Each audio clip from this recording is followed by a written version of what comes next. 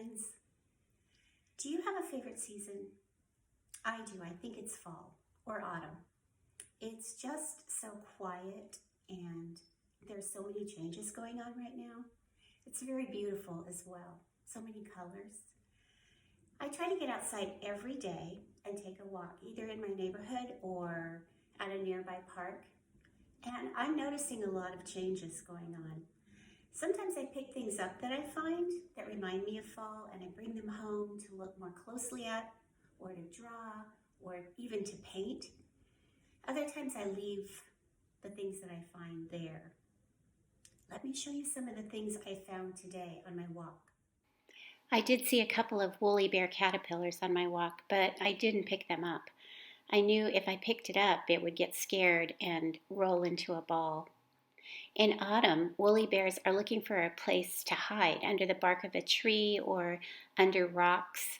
And then in spring, they spin their soft cocoons and hatch out to become tiger moths. Some people think that you can predict how hard, cold, or warm or mild a winter is going to be just by looking at the orange bands. So if the black part is longer than the orange part or darker, then that means you're going to have a hard winter. If the orange part is longer, then it means that you're going to have a more mild or warmer winter. I don't know if that's true or not, but it's interesting. Here are some of the things I found on my walk. This is what we call a whirligig because when you drop it, it looks like a little helicopter blade as it spins around to the ground. But it's actually holding a seed at the end of it.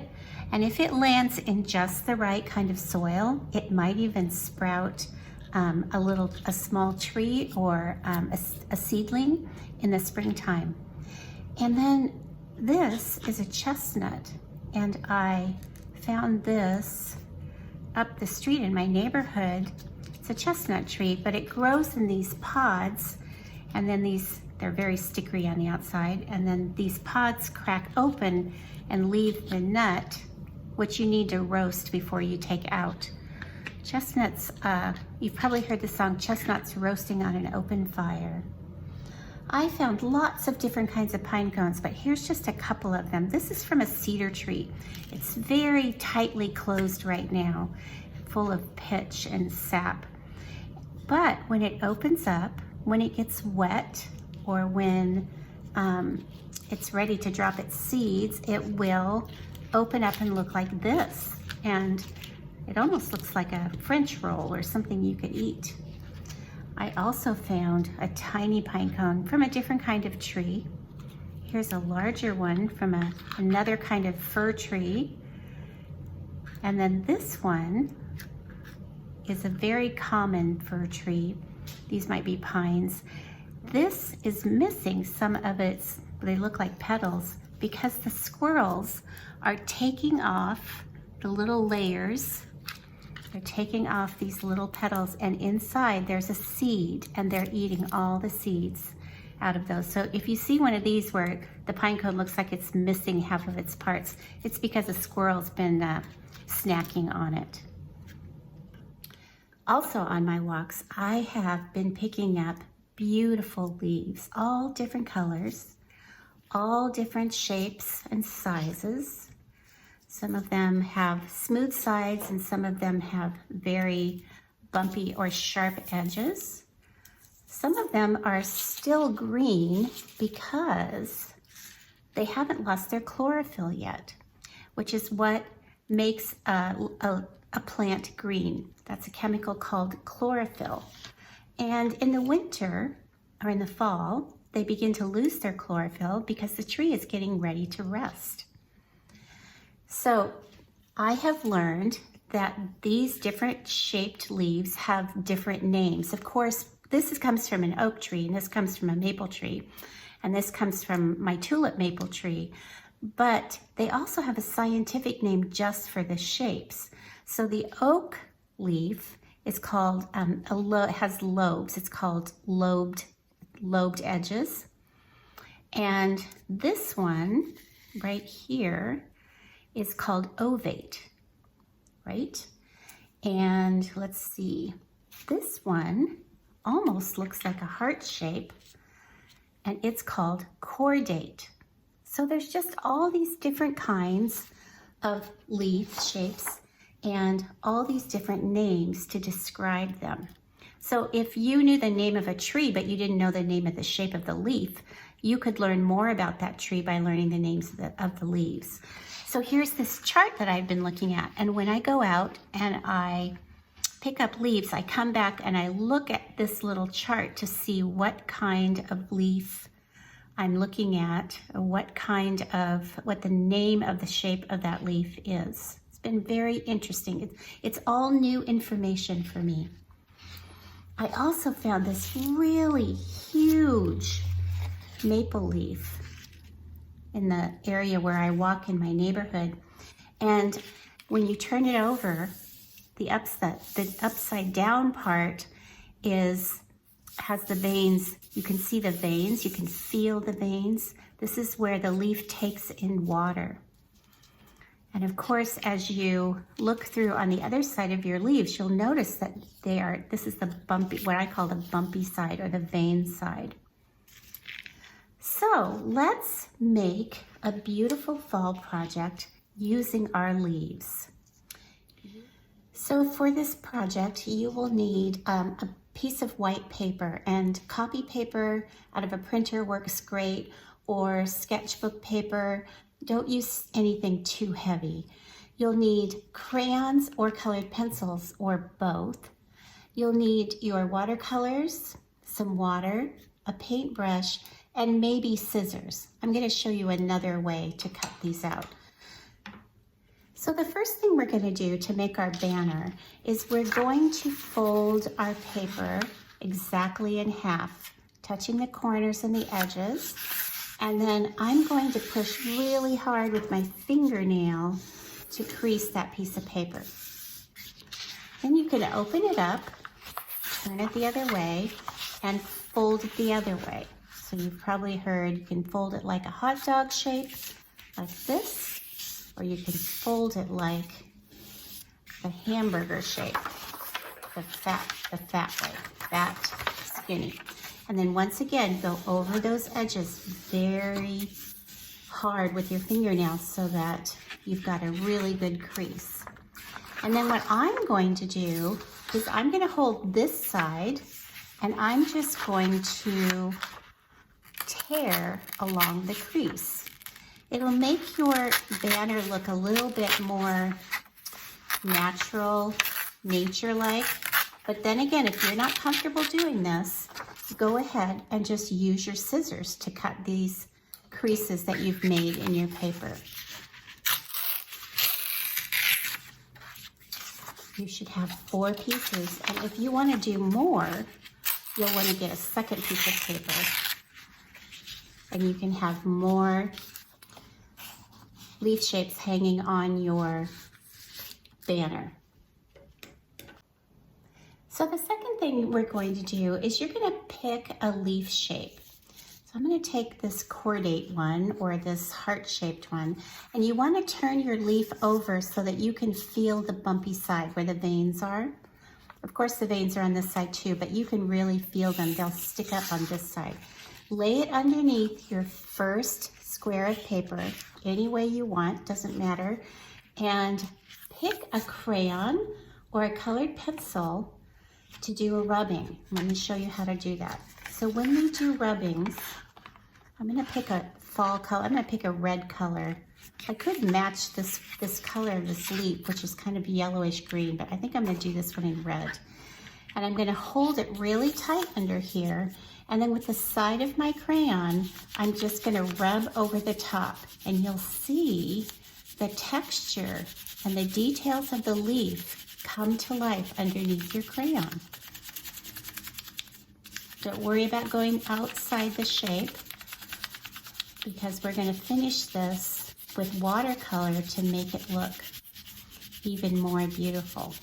I really like the way this one's coming out. And you'll want to do that with your other 3 pieces of paper.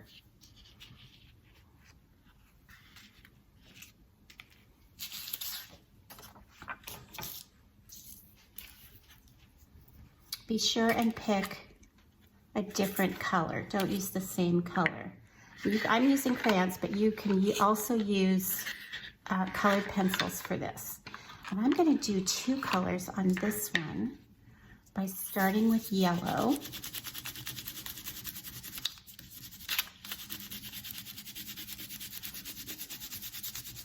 And layering, I'm going to layer the orange over the top of this, just to do something a little bit more interesting. One color is great, but let's see what 2 colors look like.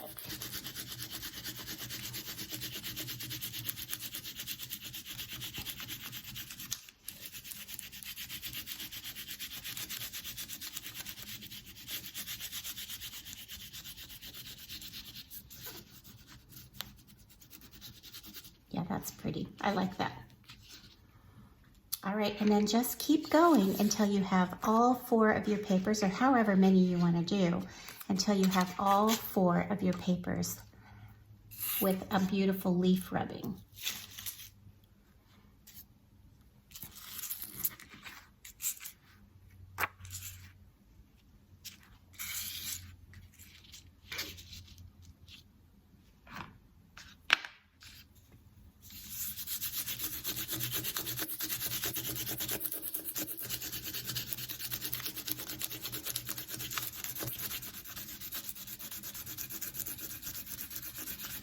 Remember, sometimes you have to push pretty hard to get that texture of that leaf to pop up through the paper.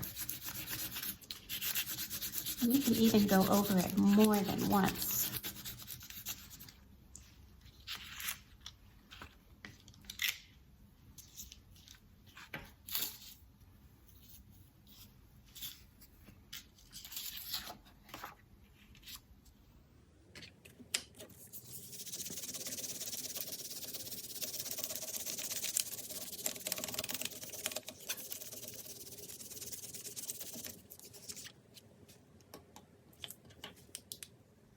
So you've got all 4 or more of your leaf rubbings ready. And the next thing you're going to do is you're just going to choose a color from your paint box to go over the top. And you want to make sure that you paint over the whole piece of paper. So make sure you put something underneath your painting, wherever you're painting, so that you don't get your surface covered with paint. I've got a piece of cardboard here. And I'm going to start on this green one with maybe, I'm going to wake up the red, I think. And I'm going to go over this green one with red, right up to the edges. You don't even have to go across. But remember, you know now, after doing some of the other art projects, that the crayon resists the water and the paint. And so you're left with this beautiful image of a fall leaf on your little banner. So you want to do that for all of your pieces. And then you're going to let them dry.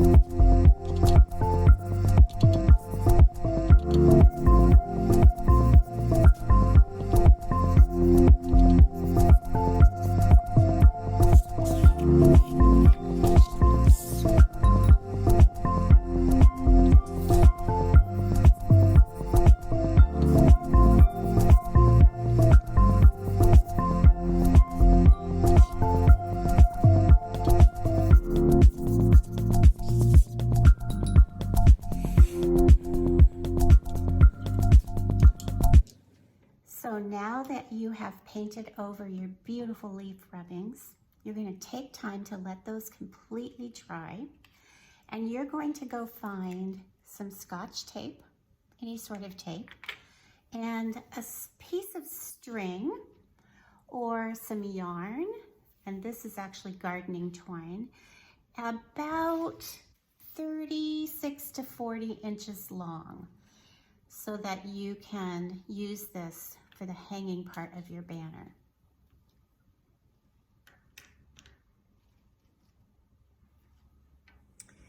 Okay, so my leaf rubbing and watercolor pieces are dry enough, and I have my piece of string.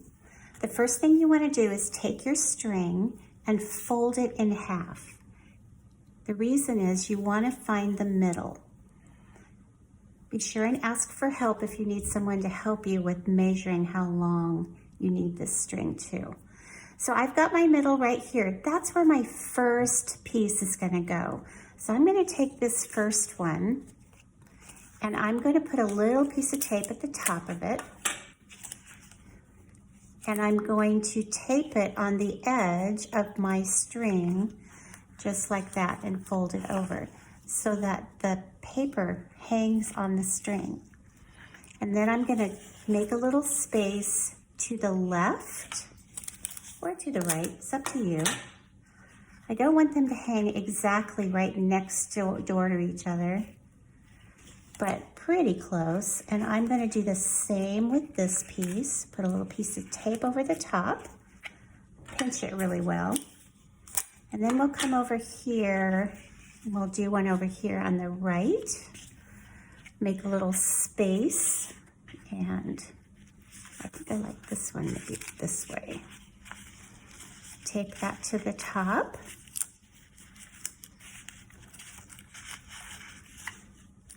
And then the last one can go on either end.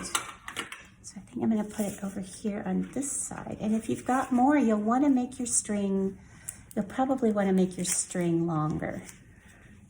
Okay, so I have this beautiful banner all ready to hang up somewhere outside or inside my house to remind me of this beautiful fall autumn season and the colors and the leaves and the amazing changes that are happening in our world right now.